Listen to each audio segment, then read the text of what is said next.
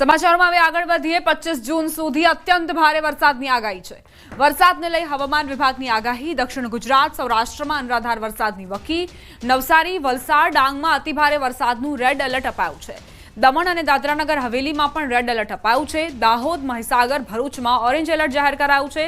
તાપી, સુરતમાં પણ ભારે વરસાદનું ઓરેન્જ એલર્ટ। ગાંધીનગર, અમદાવાદમાં વરસાદનું યલો એલર્ટ અપાયું છે। અરવલ્લી, ખેડા, આણંદ, પંચમહાલ, વડોદરા, છોટાઉદેપુરમાં પણ યલો એલર્ટ અપાયું છે।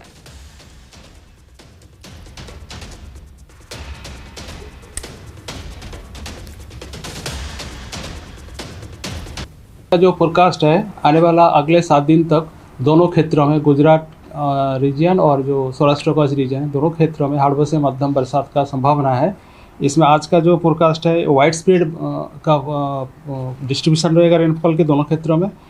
और जो हेवी रेनफॉल का वार्निंग है इसमें जो गुजरात क्षेत्र रीजन है इसमें 7 दिन के लिए ही हम लोग मतलब 19 से लेकर 25 जून तक हेवी रेनफॉल का वार्निंग दिया गया है। 22 થી 25 જૂન સૌરાષ્ટ્ર માટે અતિ ભારે, સૌરાષ્ટ્રમાં અતિ ભારે વરસાદની આગાહી। સૌરાષ્ટ્રમાં આજે અતિ ભારે વરસાદની આગાહી છે। 22 થી 25 જૂનમાં ભારે વરસાદ માટે સૌરાષ્ટ્રવાસીઓને તૈયાર રહેવું પડશે। અમરેલી, ભાવનગર, ગીર સોમનાથમાં ભારે વરસાદની વકી। બોટાદ, દીવમાં પણ વરસી શકે છે ભારે વરસાદ। માછીમારોને દરિયો ન ખેડવાની સૂચના આપવામાં આવી છે। Heavy to very heavy with extremely heavy rainfall का वार्निंग है। इसमें जो डिस्ट्रिक्ट आ रहा है रेड वार्निंग के साथ नवसारी, वलसाड, दमन, दादरा नगर हवेली एंड डांग, इसमें रेड कलर के साथ extremely heavy to very heavy with extremely heavy rainfall का वार्निंग दिया गया है। ऑरेंज वार्निंग के साथ जो डिस्ट्रिक्ट आ रहा है इसमें 9 डिस्ट्रिक्ट आ रहा है। इसमें जो डिस्ट्रिक्ट दाहोद, महीसागर, बहराइच, सूरत, तापी 5 डिस्ट्रिक्ट आ रहा है। और हेवी रेनफॉल जो येलो वार्निंग के साथ दिया गया है इसमें 9 डिस्ट्रिक्ट आ रहा है। गांधीनगर, अहमदाबाद, अरवली, खेड़ा, आनंद, पंचमहल, वडोदरा, छोटाउदेपुर और नर्मदा, इसमें येलो वार्निंग के साथ हेवी रेनफॉल का वार्निंग दिया गया है। सौराष्ट्र कच्छ में हेवी रेनफॉल का वार्निंग दिया गया है। इसमें जो डिस्ट्रिक्ट आ रहा है अमरेली, भावनगर, गिर सोमनाथ, बोटाद एंड दीव में आज के लिए ये हेवी रेनफॉल का वार्निंग है। मतलब heavy to very heavy with extremely heavy rainfall का जो डिस्ट्रिक्ट हमने बताया according to that red, orange और येलो वार्निंग के साथ दिया गया है। और जो सौराष्ट्र कच्छ के लिए हेवी रेनफॉल का वार्निंग आज है मतलब 19 जून। फिर 20-21 के लिए कोई हेवी रेनफॉल का वार्निंग नहीं है। 22, 23, 24, 25 के लिए फिर हेवी रेनफॉल का वार्निंग है। સાવધાન, મેઘરાજા વરસી રહ્યા છે અનરાધાર। મેઘરાજા જાણે પહેલા જ રાઉન્ડમાં બેટિંગના મૂડમાં છે। સૌરાષ્ટ્ર બાદ હવે દક્ષિણ ગુજરાત અને મધ્ય ગુજરાતનો મેઘરાજાએ વારો પાડ્યો છે। ચોમાસું જેવું અહીં બેઠું તેવું જ જામ્યું છે। હજુ પણ સૌરાષ્ટ્ર અને દક્ષિણ ગુજરાતમાં ભારે વરસાદની આગાહી કરાઈ છે।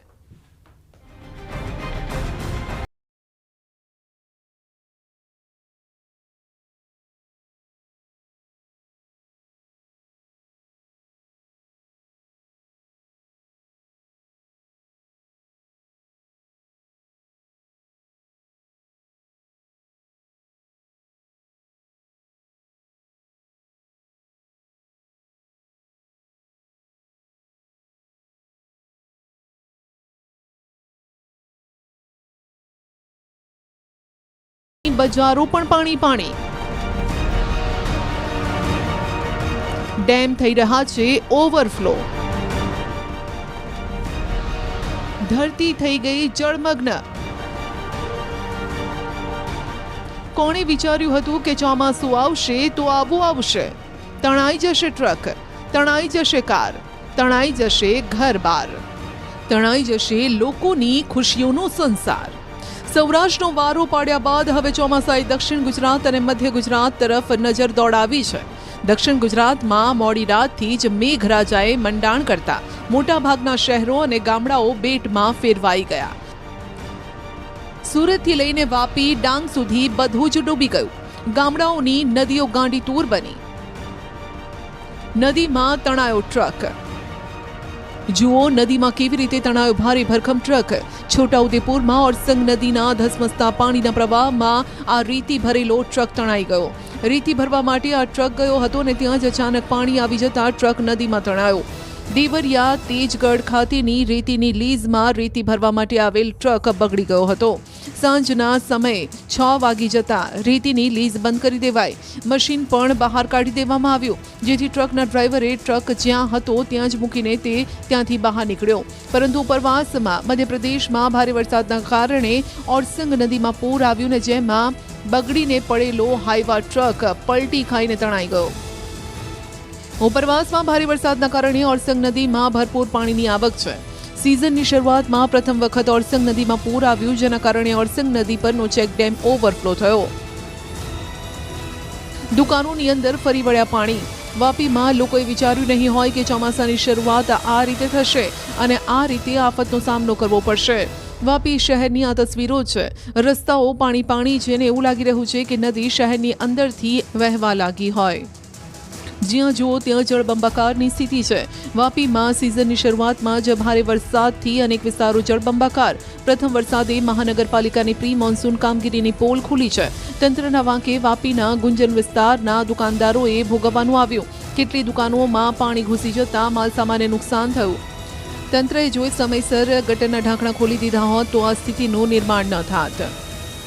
રેલવે ગરનાળું પાણી ભરાતા બંધ।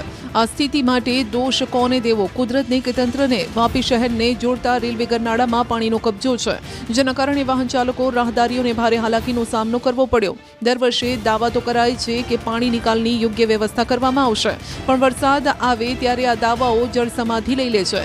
લોકોને આ રીતે જ કલાકો સુધી ટ્રાફિક જામમાં ફસાવવું પડે છે। વાપીમાં ભારે વરસાદને કારણે અનેક વિસ્તારોમાં રસ્તા ઉપર પાણી ભરાયા હતા। તો શહેરના ઈસ્ટ અને વેસ્ટને જોડતું આ રેલવે ગરનાળું સવારથી જ ભારે વરસાદમાં અહીંયા આગળ બંધ કરી દેવામાં આવ્યું છે। ગરનાળામાં પાણી ભરાઈ જતા અહીંથી પસાર થતા રાહદારીઓ અને વાહન ચાલકોને રોકવામાં આવી રહ્યા છે અને કલાકોથી લોકો અહીંયા આગળ આ ગરનાળું પસાર કરવા માટે છે રાહ જોઈ રહ્યા છે અને દર વર્ષે આ સમસ્યા સર્જાય છે। ભારે વરસાદમાં આ ગરનાળું પાણી ભરાઈ જતું હોવાથી લોકોએ મુશ્કેલીનો સામનો કરવો પડે છે। અત્યારે કેટલાક લોકો આપણી સાથે છે, એમની સાથે સીધા વાત કરીશું। आपका नाम? बिमलेश।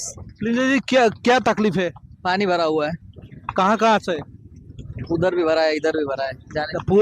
पूरे साल ऐसा ही होता है हर साल? हाँ, अभी तो पहला बारिश हुआ तो वैसा ही भर गया। મધરાતથી લઈને અત્યાર સુધીમાં વાપીની અંદર 4.5 ઇંચ જેટલો વરસાદ ખાબક્યો, જેના કારણે સવારે કામ ધંધે જતા લોકોને